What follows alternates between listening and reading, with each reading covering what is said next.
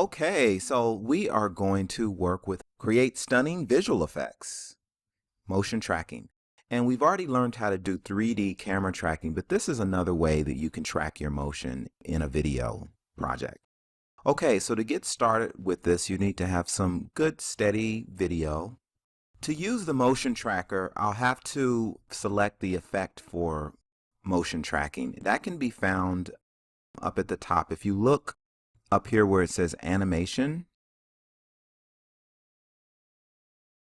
if you go down there, it says track motion. That's what we want to use. So if you double click on that, you'll get this panel right here, and that gives you access to the track motion parameter. So click on track motion and you'll get these track options right here. And if you click on this, you can adjust your parameter. So this would be your outside boundary area. So nothing, this is basically saying that you don't want your track to go anywhere outside of that outer area. The inner area, that's the actual track point. So that's why you see that magnifying. It's like a magnifying glass because that's the actual point that you're tracking. So it just kind of gives your track, the track process, it gives it boundaries of what it's looking for. So what the track motion is doing, it's really trying to analyze the footage. And you're giving it a specific target. Okay, so I'm going to go to the beginning of the timeline of where I want the track to start. And I'm also going to go up here to layered new solid. And this is what I'm going to use to be my target.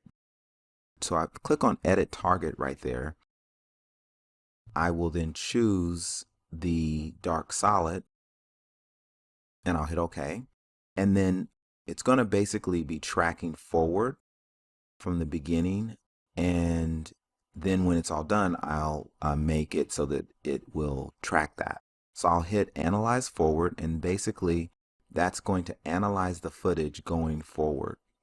So I'm going to speed this up a little bit so you don't have to watch the whole process. But basically what it's going to do is it's going to track that center point moving forward. And as you can see, the time indicator there, it's moving. So that means it's tracking along the way. When it's done, it'll reveal these keyframes that it's made. So it's basically making these keyframes for me, which then I can parent something to. So I'll hit stop when I'm done with this, and it's going to be applied to the X and the Y. It's just we're going to just be going left to right. So just the position. Okay, so I can turn off that solid because I really am just going to use that as kind of like a null object, and I'm going to parent something to that. So I'll go up here and type something with the type tool. So let me type my word in, and then I'm going to take that layer and I'm going to parent it to the solid layer, which that has all the keyframes on it and that has been tracked. And so now if we play this, you'll see that the sports logo, that sports text, is basically following that track motion. So I like to do a solid because then I can parent different things to it if I want.